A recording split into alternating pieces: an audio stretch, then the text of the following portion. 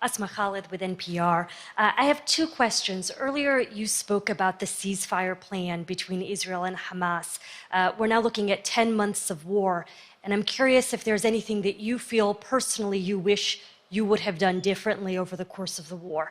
And then secondly, if I may, I wanted to ask you about your presidential campaign. I remember covering your campaign in 2020, and there was a moment where you referred to yourself as a, quote, bridge candidacy, a transition to a younger generation of leaders.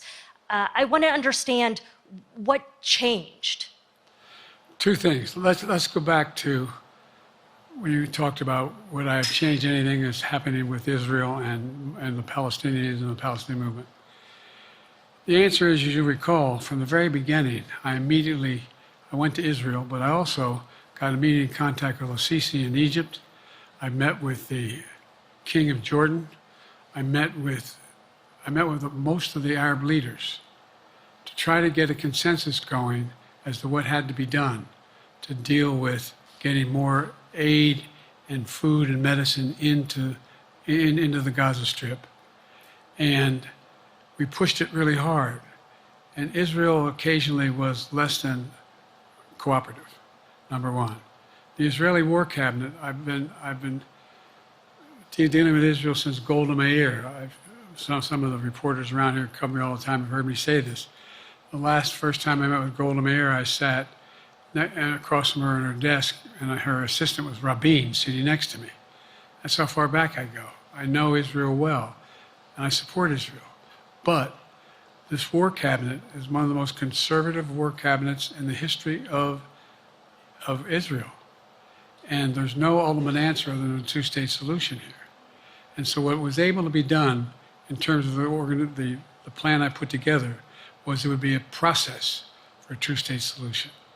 And we get the Arab nations to, particularly from Egypt all the way to Saudi Arabia, to be in a position where they would cooperate in the transition so that they could keep the peace in Gaza without Israeli forces staying in Gaza.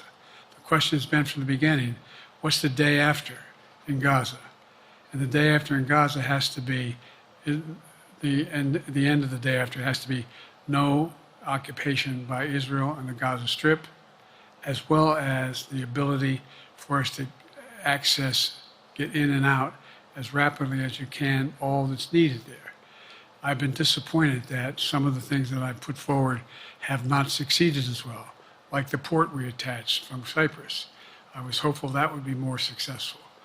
But that's why when I went to Israel immediately after the massacres that occurred at the hands of Hamas, the one thing I said to the Israelis, and I met with the War Cabinet and with Bibi, don't make the same mistake America made after bin Laden. There's no need to occupy anywhere. Go after the people who did the job. You may recall, I still get criticized for it, but I was totally opposed to the occupation and trying to unite Afghanistan. Once we got bin Laden, we should have moved on, because it was not no one's ever going to unite that country. I've been over every inch of that, not every inch, the entirety from the poppy fields all the way to the north. I said, don't make the same mistake we made. Don't think that's what you should be doing, is doubling down. We'll help you find the bad guys, Sinwar and company. And all this criticism about I wouldn't provide when the weapons they needed. I'm not providing them 2,000-pound bombs. They cannot be used in Gaza or any populated area without causing great human tragedy and damage. But remember what happened when you had the attack on Israel with rockets and ballistic missiles.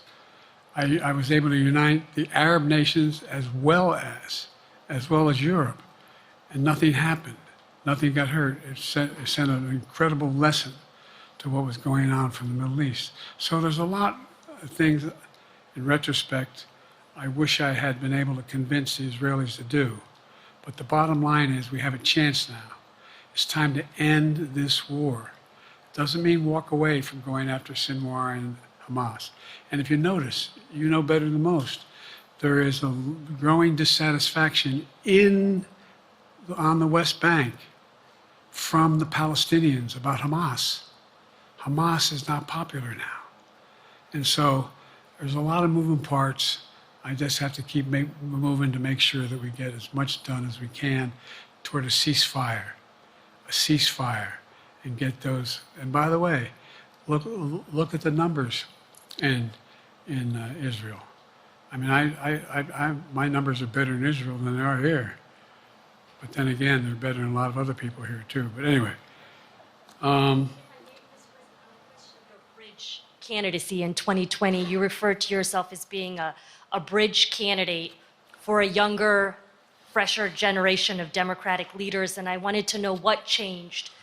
What changed was the gravity of the situation I inherited in terms of the economy, our foreign policy, and domestic division. And I think, I won't put words in anybody's mouth.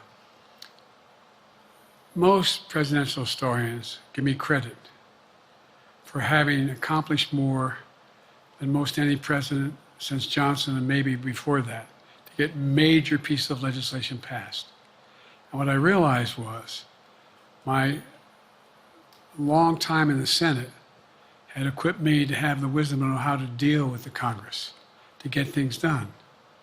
We got more major legislation passed that no one thought would happen. And I want to finish it, to get that finished.